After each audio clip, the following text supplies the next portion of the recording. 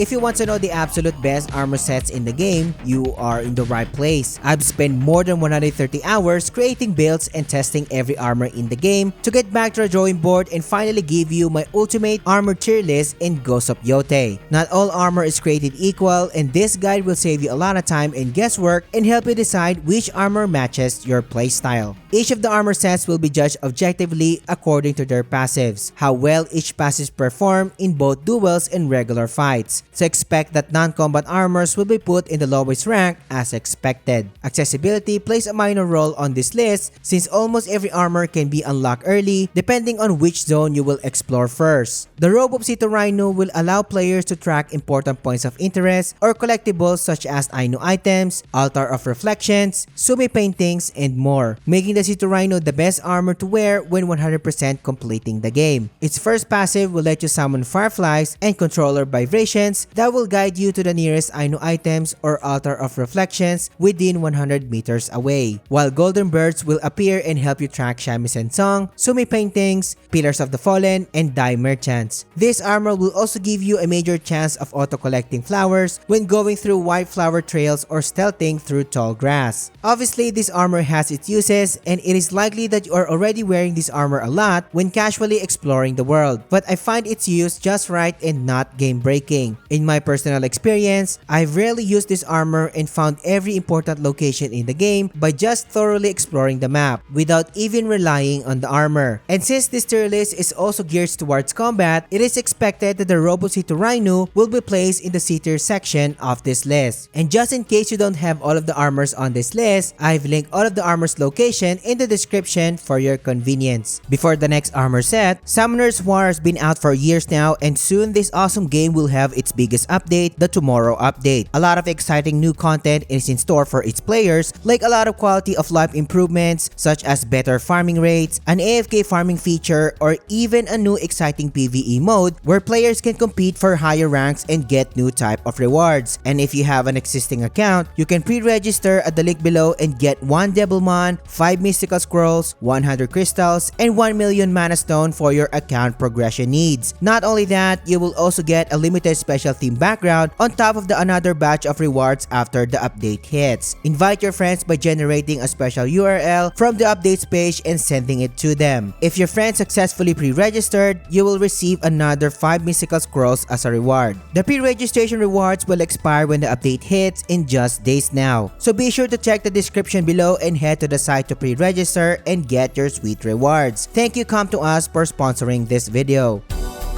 Another gimmick armor set that enters our lineup is the Snake Armor. The Snake Armor gives the user a chance to produce sake when picking up empty jars. The description did not specifically mention if the chance of producing sake will be massive, major, or moderate like the other set does, but I have tested it and it seems that you have a very good chance of making sake in every pickup. My rough estimate is more than 50 to 60% chance, so you can expect a very good chance of producing sake. And throwing sake jars explodes on enemies, creating a poisonous cloud that staggers enemies, allowing you to deal critical strikes when enemies are down. Producing sake might sound good at first, especially if you are a newbie. However, the Mercenary Armor gives you a 100% chance of dropping sake every time you perform assassinations, and you can easily pull off chain assassinations by just using the Smoke Bomb. 100% sake jars right away in each assassination versus the Snake Armor's chance to produce sake in every empty jar you can find in an enemy camp. Not to mention, you still need to find one before you can even produce. The Poisonous Cloud on the other hand is very disappointing since it will let you deal a critical strike and not an execution, which is a very huge letdown. You can easily replicate this poison effect by using the charm of Venomous Cloud combined with the Metsubushi, or use your Poison Arrow instead. Adding insult to injury, this armor is only accessible after buying the deluxe edition and it is not upgradable. With all that being said, the Snake Armor should be placed close to the bottom of the C tier section of this list.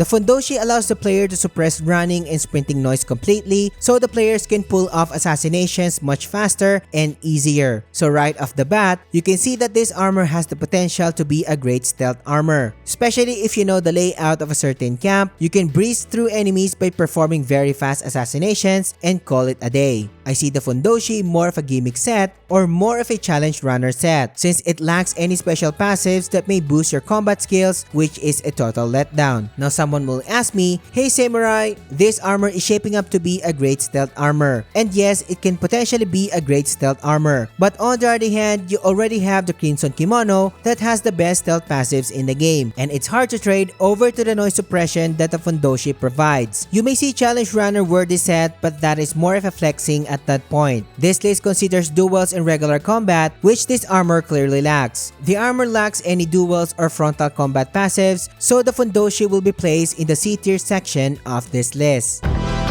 Taro's armor set can give you a general stat boost and passives, perfect for a well-rounded combat playstyle. Its first passive skill increases the overall spirit gains by a moderate amount if a cooking bonus is active. You can literally cook every day with no hassle, so this passive can pretty much stay forever. So this ability alone can justify wearing this armor, at least in the very early game. On top of that, this armor increases your maximum health by a moderate amount, giving you more survivability, while the fire and cold damage are pretty niche or situational.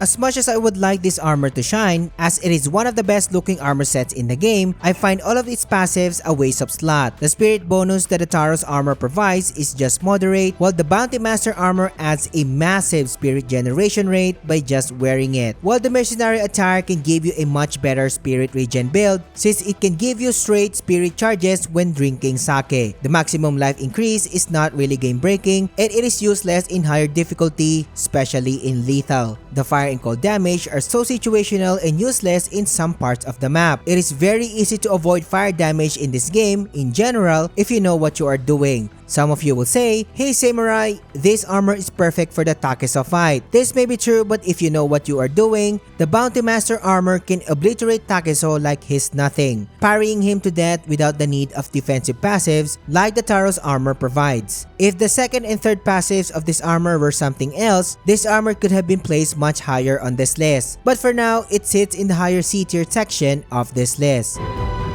The Genji's guard armor is supposed to be one of the best sets overall, since it can be unlocked way late in the game. However, it has so many negatives that wearing it is a questionable thing, and I have strong reasons why you are better off wearing a different armor even if you want to optimize your Tanegashima playstyle. What it does is increase the Tanegashima reload speed by just a moderate amount. The reload speed is definitely noticeable, but in reality, it is still slow as hell, even in concentration mode. In a normal concentration time, you can barely take down 3 targets without any kind of concentration charms, meaning that Tanegashima is indeed designed to be a long-range weapon and meant to be used from a great distance, which is expected. The main problem here is that my other range builds, such as my bow samurai build, can take down multiple targets in a flash. And yes, arrows can also one-shot enemies in this game even by just using the medium bow. So I see bows are superior to guns, which is a total letdown. With the Tanegashima, you have a slow reload time even with the Genji's armor, and not to mention super limited bullets versus bow and arrows that can be fired in a lightning speed and can still one-shot enemies and have a lot of arrows reserves to choose from. But arrows and bullets have the same big negative, which is that both of them can be deflected in a duel, which is another huge hit for the Tanegashima. Some may argue that, hey Samurai, I can just use the charm of the prepared so the Tanegashima can reload itself while being stowed or while using other weapons. This may be true, but since it is a charm, you can pretty much use it while wearing other set and have the same effect. Making the matters even worse is the armor's other passives, such as being able to deflect bullets, which is very cool on paper, but in actual tests, it offers little value. Projectiles such as arrows and bullets in this game are so easy to dodge because enemies clearly and loudly give their cues by shouting before firing, and enemies try to do a ducking position whenever their comrade fires their gun, giving you an ample amount of clear signs that it is time to dodge. Being able to deflect bullets is just useful when you are trying to protect yourself, for example, when stationed on a higher ground. While the last passive reduces projectile damage by a massive amount, which is another useless passive, since why would you want to be hit in the first place? although after several tests, the decrease in projectile damage is greatly noticeable even in lethal difficulty. But again, why would you want to be hit in the first place? Genji's guard armor is one big missed opportunity or a total letdown, so for now, it will rightfully be placed in the higher C tier section of this list. And if you're getting value so far, subscribe to the channel, liking the video and engaging in the comments helps me more than you can imagine. The Dragonfly armor is hands down the best range armor set in the game, so if you want a proper range build, use this one instead of Genji's guard armor. Its first passive allows you to deal devastating arrow shots when fired during a special glint when fully drawing a bow. Arrows fired during the special glint will have a major amount of damage bonus, allowing you to one-shot regular targets without the need of manual aim when using this build. The special glint has this limited window time and it's very bright so you will not miss it. And even if the glint window time is limited, all of your aims in this build are being done automatically. So your arrows will have a 100% chance of being fired when the glint is active since you don't need to aim. And you just need to worry about the timing, retaining the arrow damage boost and one-shotting all types of enemies. If you access concentration and fire your arrows when the glint is present, you will also receive a moderate amount of concentration refill. But since the third passive also increases your arrow reload speed by a major amount, your concentration can scale infinitely as long as you do have arrows. It is because you will be firing arrows with intense speed when the glint window is active. When all of these passives are combined with a dedicated bow and arrow build, it is simply broken, at least in regular fights, allowing you to clear multiple targets without hassle or even without drawing your swords. I've never seen enemies drop super fast like this, all because of the broken concentration specific skills this armor has. This armor set is truly broken, no doubt about it, but when it comes to duels, all kinds of projectiles take a huge hit and are most of the time ineffective if a player doesn't know how to use bullets or arrows correctly. Bosses in duels can deflect projectiles, so you need something like the Metsubushi to catch the enemy off guard and then you can concentrate and rain down arrows on the boss. But once you run out of quickfire ammo, you'll be forced to drop your arrows and resort to melee combat. Since this list heavily considers duels, especially mandatory duels, this armor will be placed in the B tier section of this list. And if you want an optimized build surrounding the Dragonfly armor, I have linked every build available in the description for your convenience or find it by clicking the card here.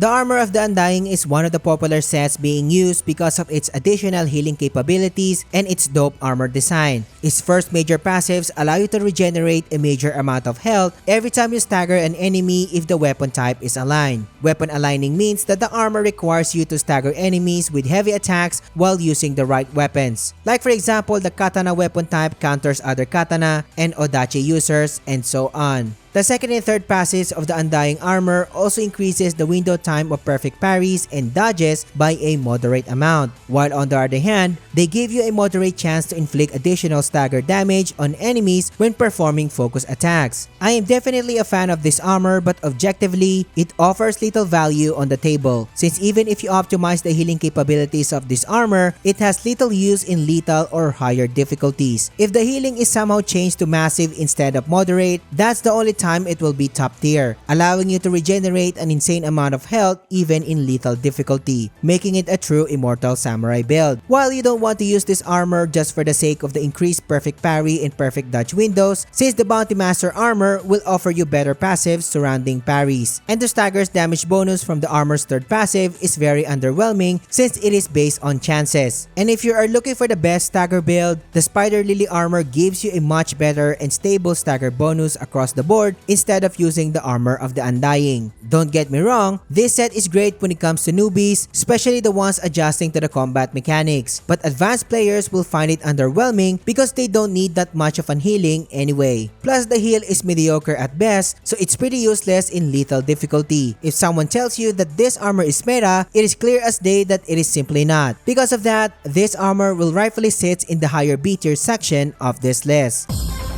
The Crimson Kimono is hands down the best armor set to get if you want to optimize your stealth builds. This armor's first passive allows Atsu to throw an additional 2 kunai to extend the Chain Assassination combo, allowing you to take out 5 enemies in total. Chain Assassination can be spammed by just doing the smoke bomb trick, which will allow you to conceal yourself and perform chain assassinations and take down 5 enemies in a flash. And of course, you don't want to be detected when playing this build. And the second passive of the Crimson Kimono decreases your enemy detection speed by a massive amount. Most of the time, enemies can clearly spot you when traveling from place to place in camps, but they can even recognize you when you wear this armor. Once you get spotted, this armor will give you enough time to disengage and hide. The third passive, on the other hand, increases the Kusarigama's assassination skill range by a major amount. It allows players to pull enemies from a distance and hack them away silently. You can literally spam this skill and call it a day to clear all soldiers in a camp. Because of the third passive, you can reach more enemies that were previously not possible, all because of the major range boost that the armor provides. There's no way that you would want to miss this set if you are into stealth build as mentioned, because it has all the bells and whistles of a true shinobi. While the Ninetale armor can potentially be a great stealth armor, I see it as a full combat armor and not a stealth one. Mandatory boss fights or duels are the ones keeping this armor set from reaching S rank, since you will dedicate most of your charms to making this armor set the best possible stealth build out there. So you will be missing out on some of the best full combat charms. But regardless, it is a phenomenal set and it will rightfully sit in the A tier section of this list.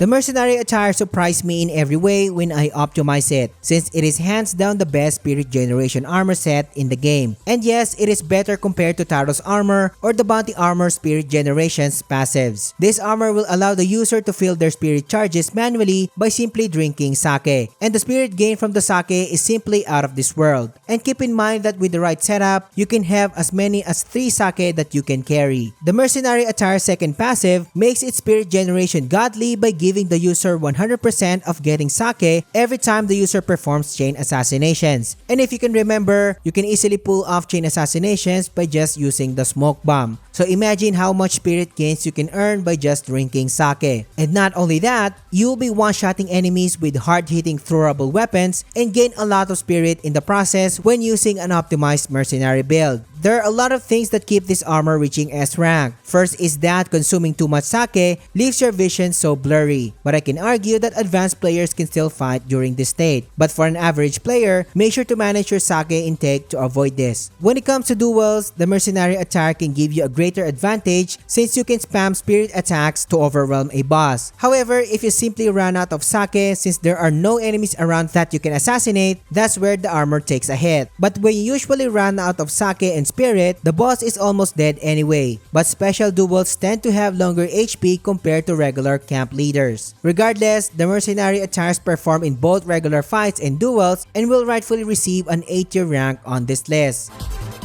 The Spider Lily armor will allow you to perform well in both regular fights and duels by cranking your stagger damage on a different level. Staggering enemies in 1 to 2 heavy attacks is your usual strategy here, making enemies vulnerable to damage frequently. The Spider Lily's first passive increases the drop chance of throwable weapons, and not all player knows that throwable weapons are simply too good to ignore. Throwable weapons is simply hit like an absolute freight train, and since Atsu can throw them as soon as she gets one, she can one-shot targets, or if the targets fail to die, they will suffer major stagger damage instead. What makes this armor broken is that it increases your stagger damage to enemies by a moderate amount, so enemy stances will break like paper, especially if you use the right weapon type. Moderate amount seems a little bit lacking at first, but it does hit differently in combat. In every enemy that you stagger, the armor's third passive gives you a moderate chance to release a spirit shockwave. Then the surrounding enemies will receive stagger damage. And when this happens, you will stagger a new target with either of your tools or heavy attacks, giving you a chance to release another shockwave, trapping enemies with the vicious cycle of being staggered. This is the reason why this armor allows you to shred enemy groups like it's nothing, especially if you are using the right build with the kunai, as this sub-weapon can hit multiple enemies and gives you a great chance to proc the stagger shock. I simply love using this armor as it performs well in one-on-one fights, multiple fights, and even duels. Keep in mind that bosses can be inflicted with the stagger shockwave as well, so bosses with minions are most of the time a bad thing for them. The Spider Lily will give you a stable performance across the board, making it one of the best armor sets for players who love to play aggressively, placing it in the highest A tier section of this list.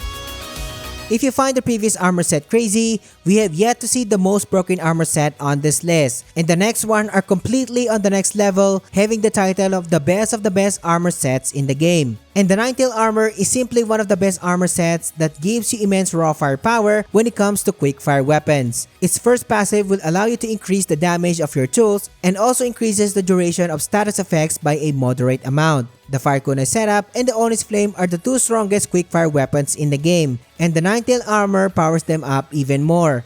Your overall damage is simply immense, and one-shotting targets with this setup frequently is part of the norm. The fire element is so broken in this game since normal attacks imbued with fire cannot be blocked, and also increases their damage overall. Not only that, setting targets on fire quickly stuns them, and the fire will deal prolonged damage over time because of the Ninetales armor's increased status duration effect. This build is so broken, allowing you to disregard the weapon type system and take out group of enemies without a hassle, as long you do have your Fire Kunai and Oni's Flame. The Ninetale armor will give you a minor chance of getting quickfire ammo when doing assassinations. And by now, we already know how easy it is to pull off chain assassinations with the use of the smoke bomb, allowing you to maintain your tools big time, especially the Oni's Flame and the Kunai, to keep this insane setup to its maximum potential. Although this armor is fully geared towards head-on fights, as mentioned, you do have an option to take advantage of stealth strategies. And the third passive of the Ninetale armor reduces enemy detection and assassination noise by a moderate amount. The offensive capabilities of this armor are simply out of this world, allowing you to shred multiple enemies like butter, while giving you the ability to destroy bosses with super hard-hitting Oni's Flame damage. So with all that being said, the Ninetale armor is simply one of the best armor sets in the entire game and will rightfully sit in the S tier section of this list.